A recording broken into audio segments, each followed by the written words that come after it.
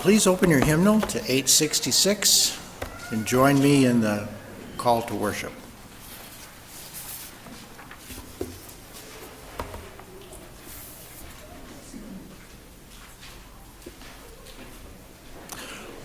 Open our ears.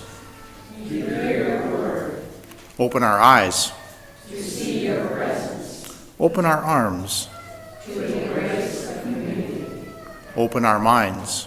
To the beauty of truth. Open our hearts. To the joy of new life.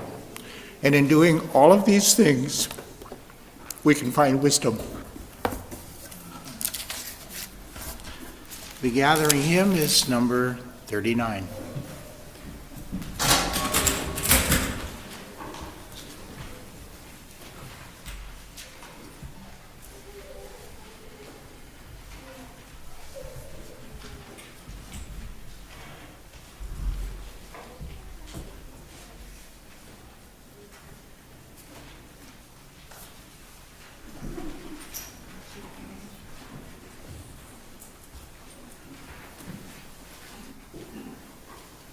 One, two, four, and five.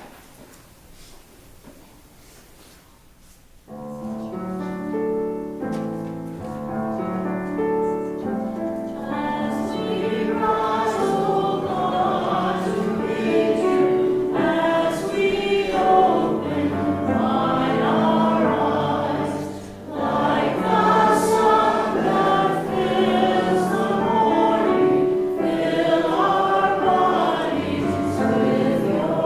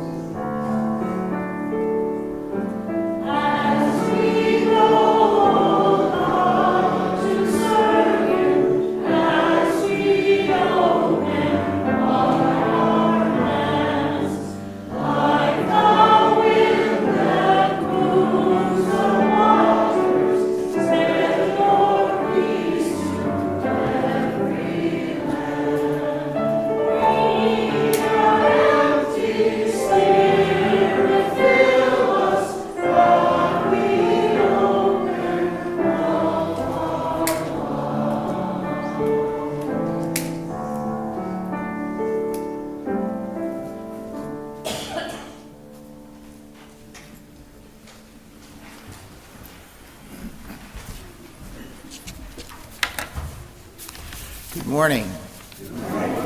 Welcome to worship at First Mennonite Church. We're glad you're here. All are welcome to be full participants this morning in our worship, fellowship time after the service, and in Sunday school classes for all ages at 11:15. This morning, our focus is on wisdom in nature. My perception is that we don't hear very much about wisdom or the people that are wise. Attributes that seem to get more attention include intellect, leadership skills, physical appearance, or athletic ability. I speculate that these talents are given more value in our society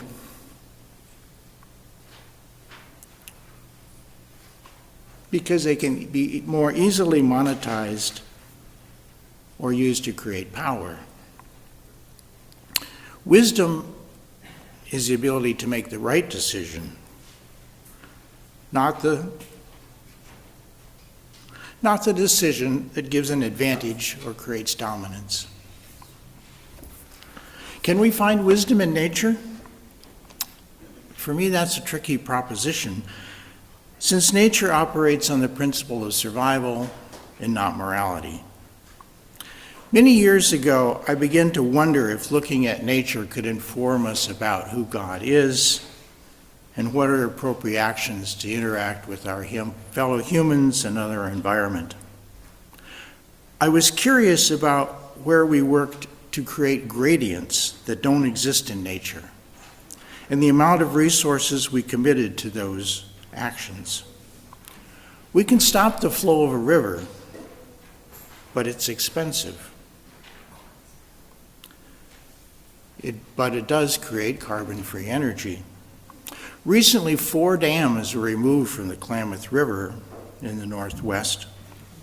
This allowed the salmon, an important part of the Yurok tribe's culture, to return their original spawning grounds and to thrive.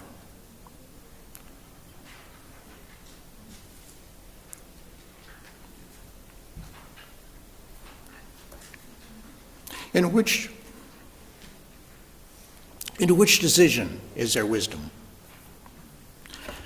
Each winter, we create a large temperature gradient between the inside of our house and the exterior. Without that gradient, existence would be extremely difficult. So I conclude the cost of some gradients are more easily justified than others. In nature, living things do not accumulate wealth beyond what is needed to survive.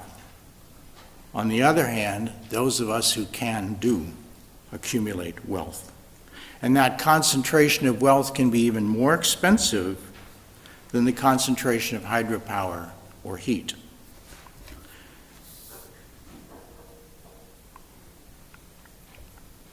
The cost of home security systems, local police, and national defense is largely the result of our need to maintain an order that protects a huge wealth gradient within our country and among nations.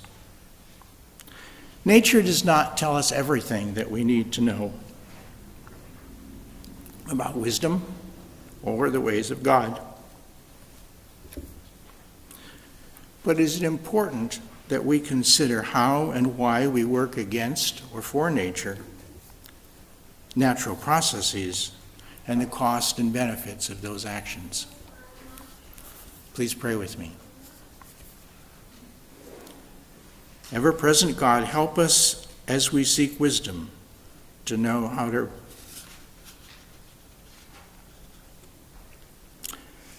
to live responsibly in your creation. Amen. Praising hymn is number 44.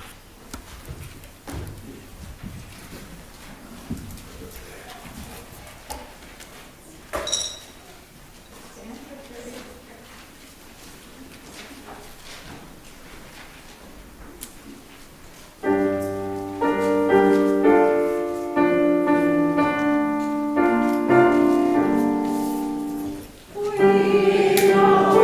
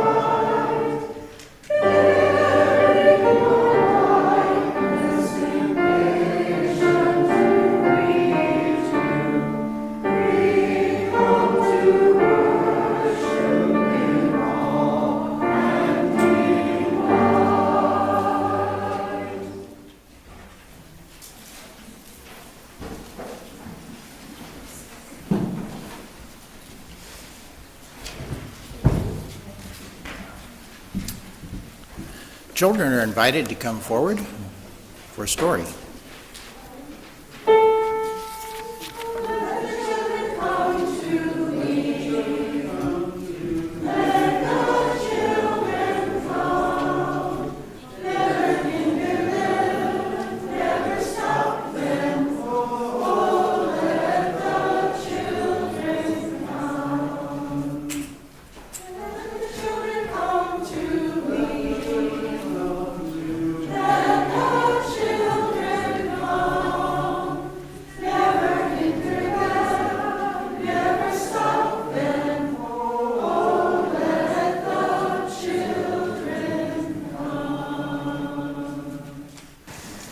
Good morning. It's so good to see all of you here today. Last week, I told you I wasn't Courtney, but I never told you who I was. So I'm Tammy, and this is Cindy, and we're going to be doing the children's story for the rest of September. So we are glad to see you here. I'm going to pass the basket around, and the basket is so that we can help people in Bangladesh to have safe, non-contaminated drinking water. So please bless the basket as you touch it. Thanks. Everybody needs some.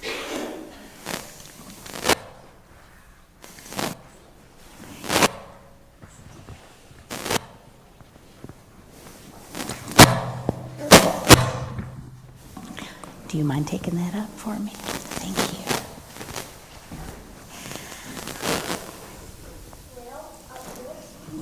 Right there, perfect. Thank you so much. I'm going to tell you a make-believe story today. But even though it didn't really happen, it might have.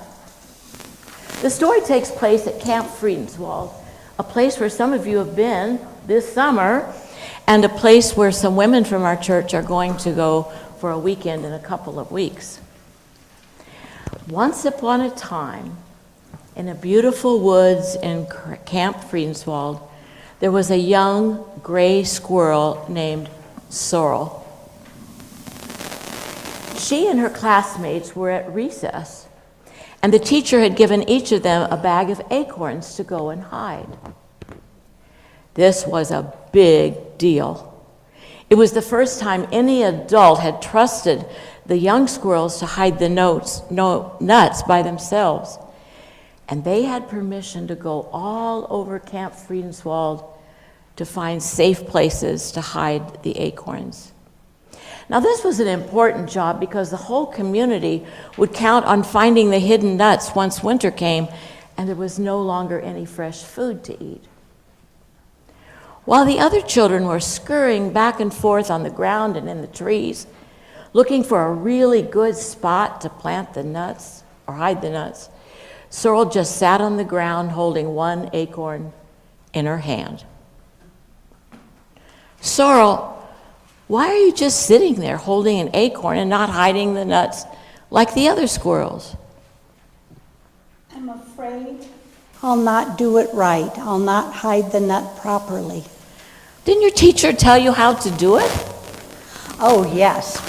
First you find a very safe, very clever spot to hide the nut. Then you dig a hole, and you put the nut in the hole, and then you cover the nut with the dirt from the hole. And then you pat it down firmly so no one knows where you hid the nut. That's perfect. So why exactly are you not hiding the nut? I'm afraid I'll not do it right. What if no one can find the nuts that I plant? What if all of the squirrels at Camp Friedenswald starve? What if it's all my fault? Just then, a squirrel by the name of Wise Old Squirrel, an important member of the council, called down to Sorrel from a tree high above. What seems to be the problem, young one? Sorrel knew she should try to be brave in front of the member of the Squirrel Council, so she spoke up. Wise old squirrel, we are just learning how to do the great works to which all squirrels are called, to make sure there's plenty of food for everyone. What if I get it wrong? What if I can't remember where I planted the nuts? What if I mess it all up? Bury the nut the best you can. You'll do just fine with whatever you plan. Come winter, some squirrel will find your nut with glee. And if no one does, what does it matter? It will become a tree. Sorrel closed her paws in front of her in a gesture of respect for the wise old squirrel. And with joy in her heart, she began burying the first nut. I'll bury the nut the best that I can. Whatever I do, I'll do just fine with whatever I plan. Come winter, some squirrel will find this nut with glee. And if no one does, what does it matter? It will become a tree. Sorrel learned in this story that she does not have to figure out everything by herself. You don't have to figure out everything out by yourself either. You have lots of people in your life that can tell you, share their wisdom and their knowledge with you. Let me think. Your parents? Your grandparents maybe? Your pastors? Your Sunday school teachers? Your regular school teachers? And even each other. Did you know that you have wisdom and knowledge to share with others? I am sure of it. There's something else that tells us how to live in a wise manner, and that is our what? Our Bibles have so much information to help us know how to live wisely. Thank you for coming up today, and I hope you can come back next week when more animals from Camp Friedenswald will be visiting. And they will also share about wisdom. Let's end with a prayer, and we do have an acorn for you if you would like. So our prayer is, Dear God, thank you that we don't have to do it all alone. And please remind us that you are always there, and so are other squirrels and other people who can help us to make good decisions and not to worry so much. And help us remember sometimes even a mistake can become a beautiful tree. In Jesus' name, amen. And there are some acorns if you'd like them. Yeah? What? You can have a couple of them. Pastor Doug found these for us. What do you think? Yeah? Catherine, there you go. I think everybody's got them. Thank you, though. You're a good...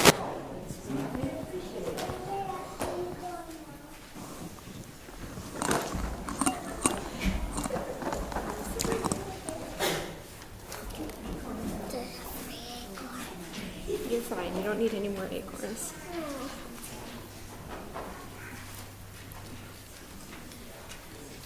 Proverbs 8, 1 through 4. Doesn't wisdom cry out and understanding shout? Atop the heights along the path, at the crossroads she takes her stand. By the gate before the city, at the entrances she shouts, I cry out to you, people. My voice goes out to all of humanity. Sirach 24, 1 through 12. Praise of wisdom. Wisdom will praise herself, and she will boast in the midst of her people. In the assembly of the Most High she will open her mouth, and in the presence of his heavenly forces she will boast. I came forth from the mouth of the Most High, and I covered the earth like a mist. I lived in the heights, and my throne was in a pillar of cloud. I alone encircled the vault of heaven and walked in the depths of abysses. In the waves of the sea and in every land and among every people and nation, I led the way. I sought a resting place among all of these. In whose allotted territory should I make my home? Then the Creator of all things gave me a command. The one who created me pitched my tent and said, Make your dwelling in Jacob, and let Israel receive your inheritance. Before the ages, from the beginning, he created me, and till eternity I will never fail. I ministered before him in the holy tent, and so I was established in Zion. In the same way, he made the dearly loved city my resting place, and established my authority in Jerusalem. I took root in a glorified people, and among the people the Lord chose for his inheritance.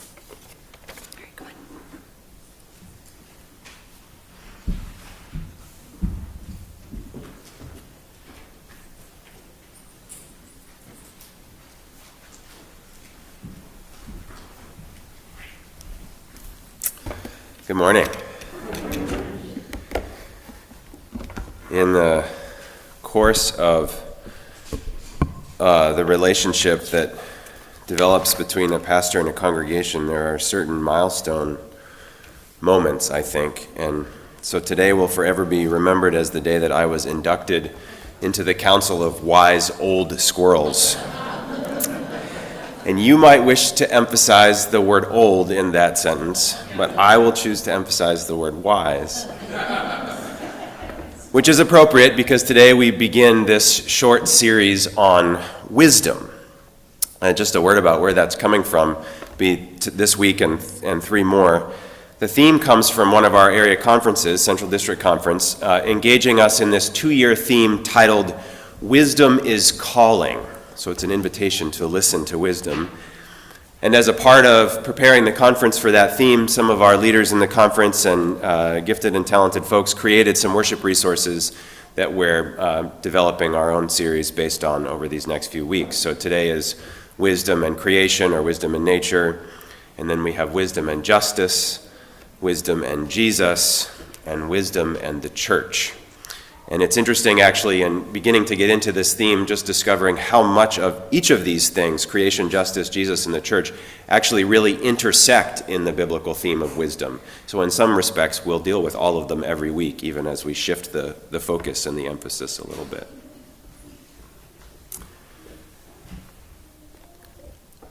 Wisdom is calling. She is, has been, from long ago, from before the beginning began. She is calling.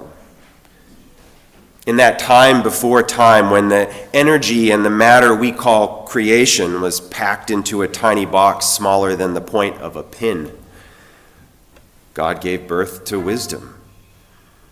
It was wisdom, divine daughter, holy child, who unpacks the box. Wisdom cries out in labor, and planets spin like tops around their suns, and mountains rise from ocean depths, and glaciers shift across the earth. Wisdom sings, and her voice scatters seeds across the earth and converts sunlight into trees. Her song carries wind across the plains and hovers in the fox's den and echoes through the human creature's halls of power.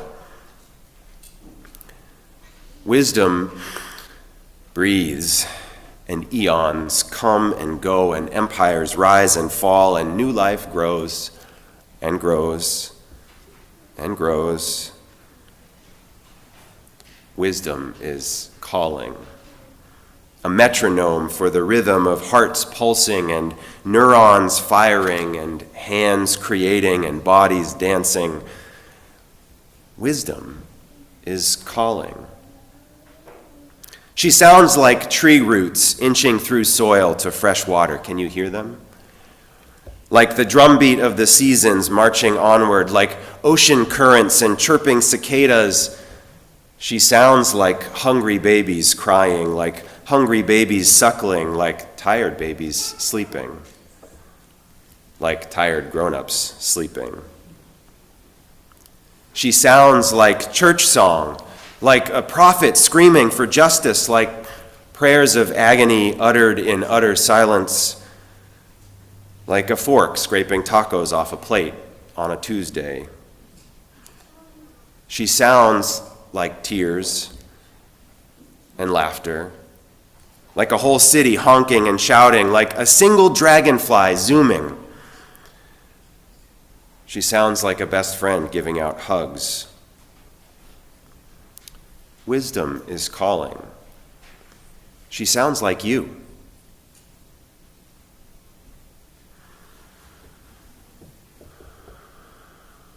Oh God, may the words of my mouth and the meditations of our hearts be pleasing in your sight this day, you who are our rock and redeemer.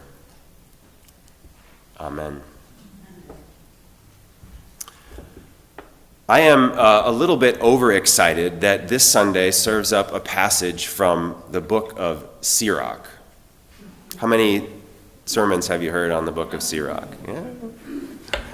I have never preached from the book of Sirach before, and in fact, if you want to follow along in the text, the only way you can do it this morning is to pull out your phones, because it's not even in our pew Bibles. And you say, what? Pastor added a book to the Bible? Kind of. Sirach is part of the collection of books sometimes called the Apocrypha, so they're included in the canon, the biblical canons of the Orthodox and Catholic churches in their Bibles, and a few others, including some Protestant traditions. The Lutheran Church includes some texts from the Apocrypha in their regular reading schedule, their lectionary, and some Mennonites and other Anabaptists follow that schedule, actually. But most European Protestant traditions don't include them. Fortunately for us, a lot of the early Anabaptists in the 16th and 17th centuries in Europe read from the Apocrypha all the time, and some of their most beloved texts came from it. So we're in really good company this morning, I assure you.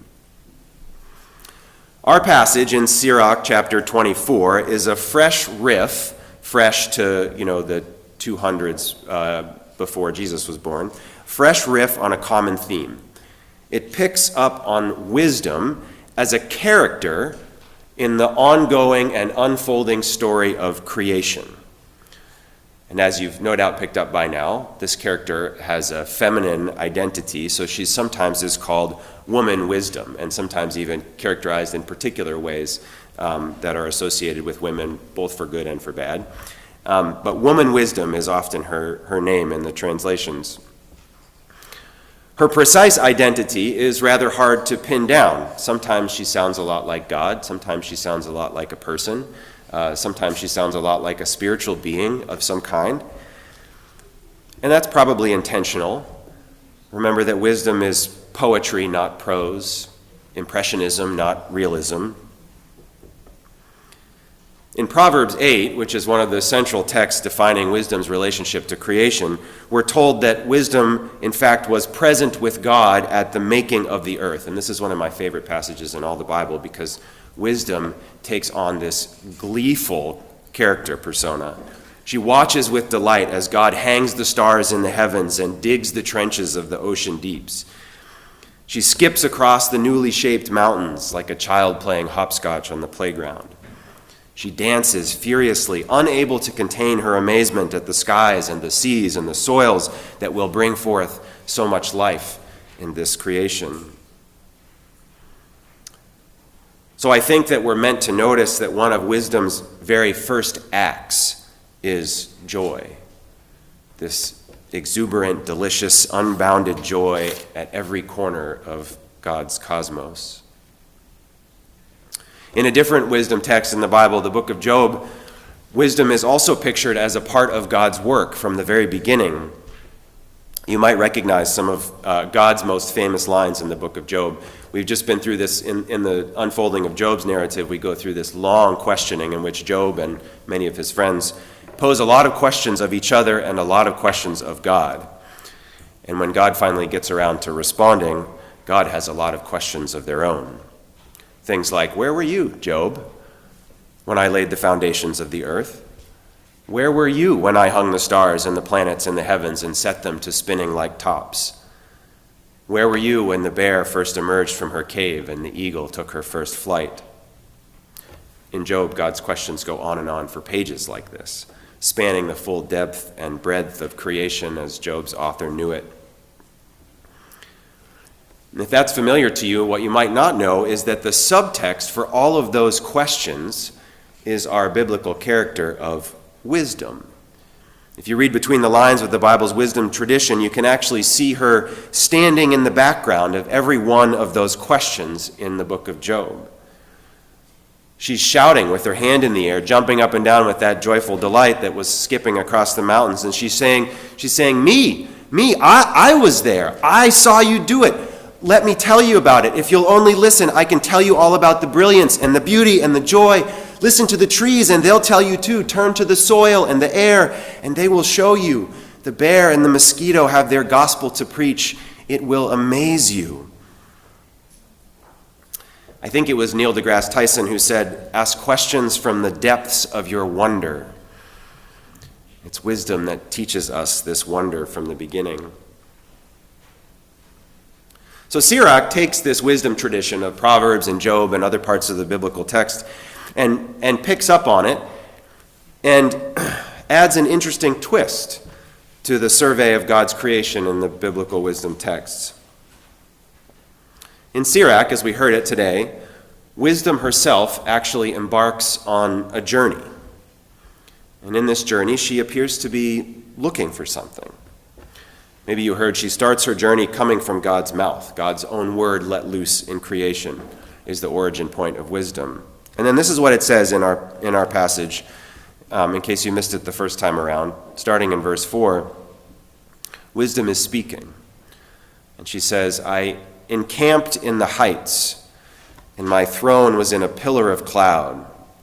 Alone I compassed the vault of heaven and traversed the depths of the abyss. She's traveling. Over waves of the sea, over all the earth, and over every people and nation I have traveled. Among all these, I sought a resting place. The image here is of wisdom on a quest in search of some kind of landing pad. She's portrayed as a kind of exile or immigrant, a messenger sent from God to deliver her message. And she travels across the span of the heavens and across the depths of the earth and even under the earth in the way that ancient peoples conceived of the cosmology of the planet. She travels across the waves of the sea and over all the earth, surveys every people and nation. Among all these, she says, I seek a resting place. Where will she settle? Where is her home? Another book in the Apocrypha, which is probably in conversation with this text in Sirach, imagines wisdom on a similar journey. It says it a little more directly. This is in the book of First Enoch, which is a series of delightfully trippy texts. But Enoch says this about wisdom and wisdom's journey. It says, wisdom went out in order to dwell among the humans, but she did not find a dwelling. Wisdom returned to her place and took her seat in the midst of the angels, or among the heavenly council. She returns back to the seat where she dwells in the heavens. In Enoch's version of this journey, wisdom actually fails to find a place within earth's part of creation. She returns to God, takes her place in the heavenly court. She has not been welcomed or acknowledged or perhaps heeded by humanity. And that's a story we know too, of course. But Sirach, probably on purpose, tells the story differently, an alternative possibility for the fate of wisdom on her journey, because we know that all too often wisdom has been rejected, is rejected in our quest for power or security or whatever the case may be. But in Sirach, we see the possibility that creation is in fact wisdom's natural resting place. At God's calling, she sets up camp among the family of Jacob and takes up residence in the ancient city and the ancient temple. She puts down roots, we're told, roots that dig deep into a people and a place. And now we see at the conclusion of wisdom's journey that wisdom is not some ethereal concept up in the heavens, but that the wisdom of God is embodied. It's rooted. And let me be very clear here. I don't take this to mean that wisdom only comes to us through one place or one people or one temple or one city or even one text. By the end of this chapter in Sirach 24, actually, wisdom is embodied in Torah, in the wisdom of the Hebrew Scriptures and the life that they lay out for the people. But this isn't to the exclusion of all others, just the opposite. When the ancient writer of Sirach celebrates the embodiment of divine wisdom in his home, I receive that as an invitation going out to all of us to do the same. In every culture and city, in every discovery of joy and beauty, there is wisdom calling to us. Wisdom, this animating force that governs the cosmos, woman wisdom herself, takes on flesh and blood among the plants and creatures of the earth. She pitches her tent, we're told, sets up an encampment, takes root in the ground. Wisdom has a politics and a culture. Wisdom has an ethnicity and a homeland. In her book, Braiding Sweetgrass, which I know many of you know, the Potawatomi scientist Robin Wall Kimmerer weaves together her scientific expertise as a botanist with the wisdom of her indigenous heritage. The book's subtitle gives us a clue. It's called Indigenous Wisdom, Scientific Knowledge, and the Teachings of Plants. And the book is full of gems that would fit perfectly within a sermon like this, so I want to pick one to share with you. She tells the Anishinaabe story of a figure who's known as Nanabazo. Nanabazo is said to be, among the Anishinaabe, the very first human who was called into being by the Creator. The story is written in several places, and Kimmerer kind of brings together different threads of it. Nanabazo, she says, was, quote, a powerful spirit being, the personification of life forces, the Anishinaabe culture hero, and our great teacher of how to be human. Interesting. It sounds kind of familiar. The way Kimmerer talks about Nanabazo reminds me of the way that the Bible talks about wisdom embodied. Listen to this. Like wisdom, Nanabazo was an immigrant on the earth, the new arrival in an otherwise ancient place. And Nanabazo, like wisdom in Sirach, actually goes on a journey. He travels the whole of creation to discover, in particular, what his part is in this place. So as the story goes, he traveled towards the rising sun, that is to the east, in search of knowledge about his new home. And on that journey, he learned the names of all the beings, and he grew in relationship with them.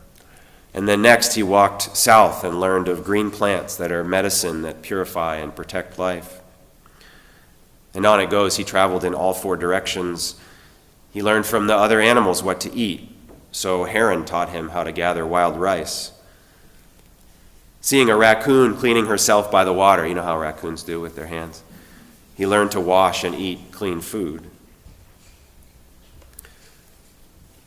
And as his journey goes on, Nanabazo learns to sit quietly and to wait to be invited into the territories of others, rather than blundering in, presuming to own every forest or prairie that he found. Nanabazo is characterized as the younger sibling to the elders of the land. So Kimmerer summarizes his learning that every being has a gift. Every being has a responsibility. Nanabazo's story has a lot of parallels to several of the Bible stories about creations. He does sound a lot like the first humans in Genesis. Today, I'm especially interested in what the Nanabazo tradition says about wisdom.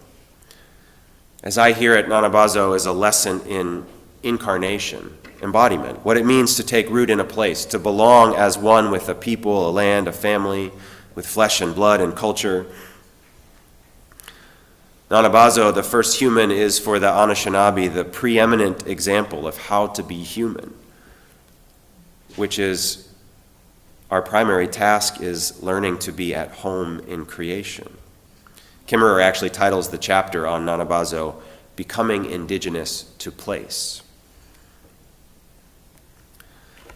Nanabazo's example is profound because it's not through domination or subjugation or through fear and greed that we become native to a place, as is the way of settler colonialism and imperialism. Instead, it's through listening and learning, through the assumption that Creator's wisdom is already here and has been here from time immemorial, ready to teach us if we would but listen. In the Christian tradition, in our tradition, of course, incarnation is often a way to reference how God is present, embodied, embedded, enfleshed, alive within the life and teachings of Jesus, in his flesh and blood, in his land and culture, and in his spirit that lives on today. And the New Testament even uses the language of wisdom's incarnation to describe how God's wisdom is present in Jesus. Did you hear that? Those of you familiar with the passage in John 1, John's gospel riffing on this same theme that flows through Proverbs and Job and Sirach. You know it as the Word in John 1. In the beginning was the Word, and the Word was with God, and the Word was God. You might remember a few weeks ago, Brian Souter suggested to us that a better translation for the Word in John 1 might actually be the conversation, that sacred, divine utterance, that back and forth conversation that is embedded in all of creation. And John tells us about the Word become flesh. The Word is embodied, he says, becomes flesh and sets up camp among us. Pitches a tent in some translations, just like wisdom does on the earth. The Word takes up residence at God's initiative, begins to make earth a home. John is deliberately riffing on this wisdom tradition, suggesting that Jesus represents the same principle, divine wisdom, the animating force of all the cosmos, setting up camp on earth, embedded and embodied and enfleshed in our families and homes and cities and cultures, in our eating and playing, our dancing and laughing and crying, in our art and our songs and our strivings and our failings. Divine wisdom is incarnate all around us. She calls from every corner of creation. And like Nanabazo, Jesus enters the world not as a conquering hero or a subjugating settler or surrounded by a grand imperial guard. He comes to us as one ready to sit on a mountainside, to teach and to listen, to wait to be invited, eager to pattern life after the wisdom of the mustard seed and to learn from the birds of the air and the lilies of the field, who seem to be some of his favorite sermon subjects. I want to close with a story about and a story for this church, because we have ourselves recently been gifted with a story about the way that wisdom is embedded in creation. And I think it's incumbent on us to refresh this story from time to time and to tell it to each other often in order to keep it alive and to honor those who gave it. So the story came, and some of you will remember this, not too long ago, almost a year ago now. The story came from now retired Pastor Danita Para, who was the pastor at Dayspring Native American United Methodist Church in East Peoria, where we've developed a friendship over the last couple of years. And as our relationship with that congregation has grown, last fall they sent a delegation that came from Dayspring and visited us here in worship. And during that service, Pastor Danita presented us with a precious gift, and it's actually hanging behind me today alongside the beauty of woman wisdom here, is this bear shield. And when Pastor Danita presented this bear shield to us, she gifted it along with a story.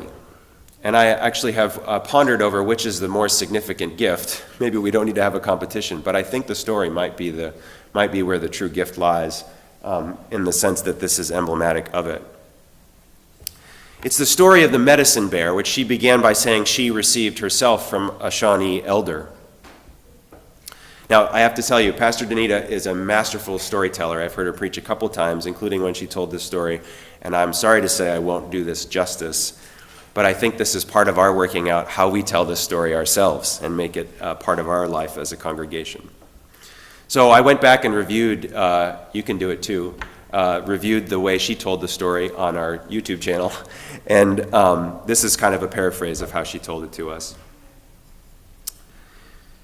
It's a story about a time so long ago that almost everyone has forgotten. It's the story about the coming of the two-leggeds to the earth.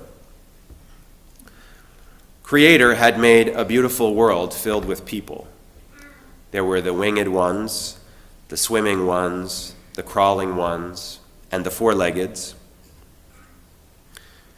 And at Creator's initiative, all of them were called together, all of the peoples of the earth, to witness Creator's making of another, the two-leggeds. And after they had witnessed the creation of the two-leggeds, all of the other animal people had some concern. The two-leggeds were so small, and they didn't have any fur or anything else for protection. And so out of their concern was born a ministry initiative. They were invited, and they responded, to give of themselves to help protect the two-leggeds. And so one by one they gave. Some gave the ability to see far. Some gave some of their fur. I got more than most of you. Some gave knowledge. Some gave abilities. Some gave their very flesh for the two-leggeds to eat. And as they gave, the animal people became smaller, and the two-leggeds became larger. And this was okay, this was good, because everything was in balance. They had come to an agreement, you see. When it was time for one of the older ones, one of the older people, to give their flesh to be eaten, they would stand still and wait to be taken. And if you doubt whether this happens, I encourage you to watch a documentary on elephants and learn how the oldest, when it's time to lay down and die, simply does, and everyone says goodbye, and then the lions come. Okay? When it was time for one of the older ones to give their flesh to be eaten, they would stand still and wait to be taken. And the two-leggeds agreed as well that they would only take the older ones. But one day, as Pastor Danita said it, greed came and entered the heart of one of the two-legged hunters. Instead of waiting for an older one, the hunter killed a child of the mother bear. Well, when nothing more appeared to happen, the hunter went and took another of Mother Bear's children. And after both of her cubs had been taken, Mother Bear roared in anger and pain. And yet again, when nothing seemed to happen, the greed began to spread, and soon the children of other people were taken too.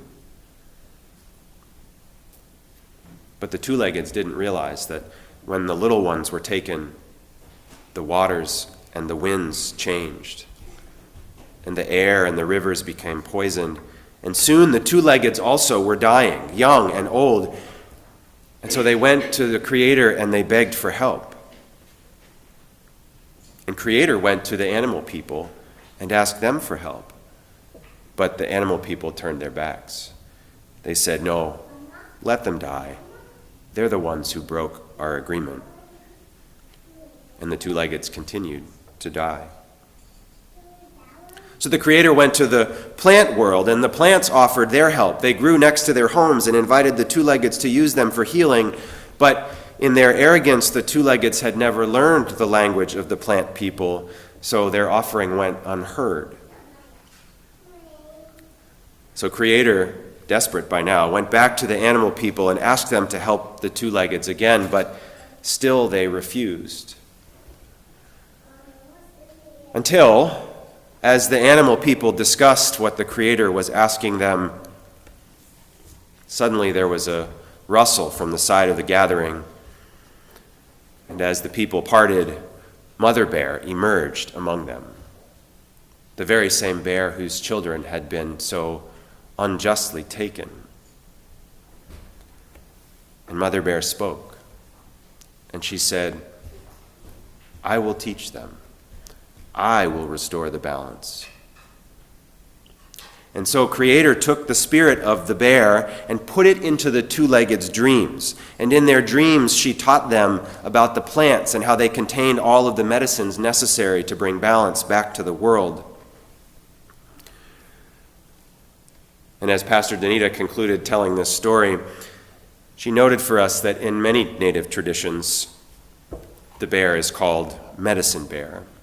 And she explained that she gets her name not only because it's from the bears that humans have learned about the plants, but because Mother Bear teaches us about the very first medicine, which is forgiveness. And when Pastor Danita handed me that bear shield on that Sunday morning, she said to us, "This is a reminder about the medicine bear and the bringing of restoration and reconciliation and love." The wisdom of God's creation is calling. From every corner, every creature has a song to teach. Amen. May it be so.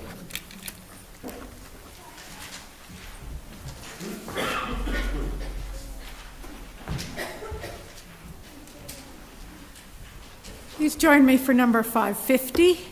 As you note in the bulletin, we're being asked to really think this morning. So verses 1, 3, and 5, you're asked to use the plural instead of the singular, our, and so use our and we. And verses 2 and 4 go back to the way it's written. And if you mess it up, it doesn't really matter.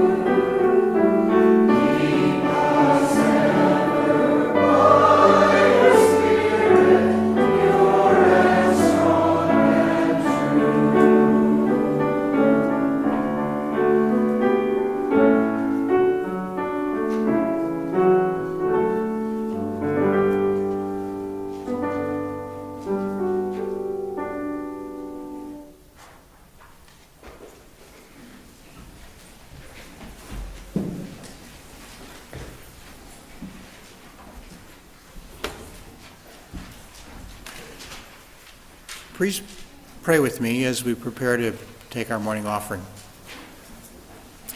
Generous God, we ask your blessing on what we give, that all our gifts may bring healing and hope to our world. Amen.